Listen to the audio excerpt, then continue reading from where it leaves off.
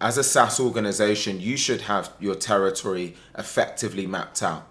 And when I say your territory, the first thing you should know and understand, hopefully, is your ideal customer profile. So these are the prospects that have the highest propensity to buy what you're selling. You should also have some form of product market fit, certainly if you're beyond that first kind of 6 to 12 months. And so now you're at a stage where you should be building out your territory. This is really lists and subsets of your prospects and your customers, really in different categories, so you can understand who are we targeting, why are we going after them, and in what manner are we going to be targeting those particular organizations. Now, once you've done the work to understand your ideal customer profile, it then allows you to break them out into different subsections, and these are really what will create your territories. So to be a little bit more precise, let's say that you offer a security tool that helps people to be more secure online, right?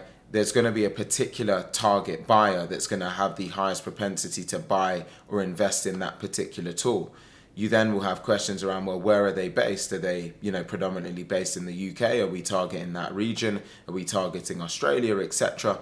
And so you're going to create territories and subset of accounts based on who's got the highest propensity, where are they based, and then other protected characteristics that are going to be relevant to your organization.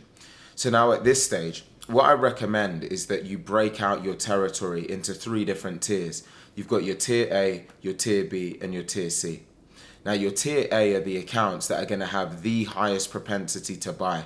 So these, if you've got, for example, 5 core characteristics that form a part of an organization that is most likely to buy what you're selling, right? The tier A will have all 5 of those particular ingredients. So let's say, those ingredients might be that they are organizations that use Google Chrome. If you offer a security tool for the browser, it might be that they are based in the UK. It might be organizations that are already doing $1 million in revenue, right? And you can make up a couple of different other characteristics. Those types of organizations will then be in your tier A. And any organization that is tier A, in the way that you seek to reach out to them, you want to use less automation, more personalization. You would do more research before you reach out to them. These are really your golden accounts. So you're going to take more time before either you or your team reach out to those particular accounts.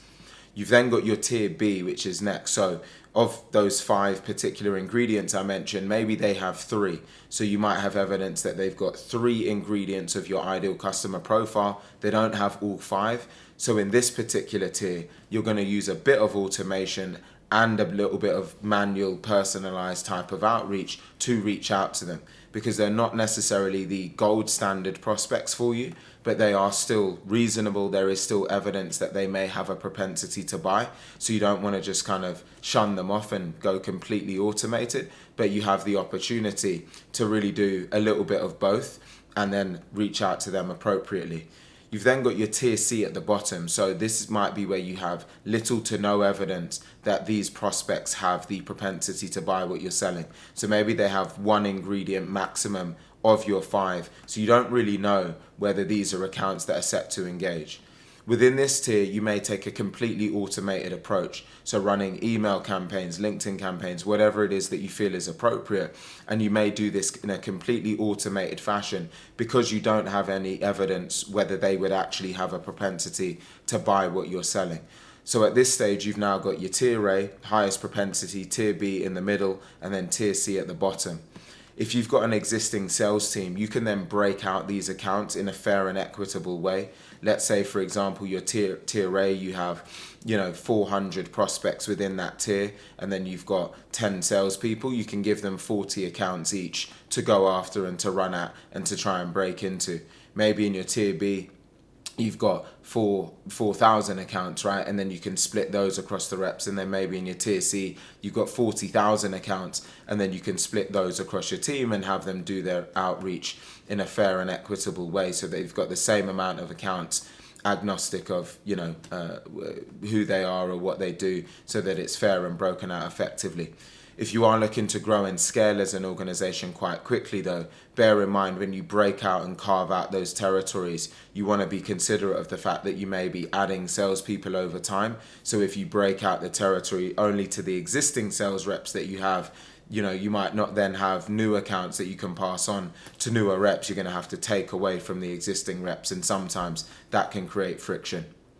I hope that you've been able to take something away from this video. If you have, please do like, comment, share and subscribe, and don't hesitate to reach out to me on LinkedIn or go on my website if you could do with some support in piecing all of this together for your own organization. I look forward to seeing you on the next video.